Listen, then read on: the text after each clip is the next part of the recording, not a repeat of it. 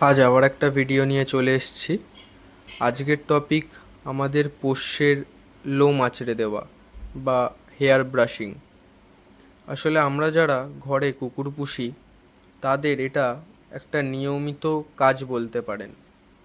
যারা কুকুর পুষি সেটা শর্ট কোটের হোক বা লং কোটের হোক, তাদের নিয়মিত চুল ব্রাশ করে দেওয়া আমাদের একটা দায়িত্ব। আমার যেহেতু জিএসডিটাও আর হাস্কিটাও শর্ট কোটের, তাই তাদের দিনে অন্ততপক্ষে একবার হেয়ার ব্রাশ করে দেওয়াটা দরকার। আর লং কোটের হলে তো দিনে দুবার করতেই হবে। এতে কি কি ফল আমরা পাই? এতে পোষ্যর স্কিনে ব্লাড সার্কুলেশন ভালো হয়, যাতে তাদের লোমের কোয়ালিটিটা ভালো হয়, লোমটা ভালো থাকে, গ্লসি হয়, স্মুথ হয়, কোনো জট পড়ে না।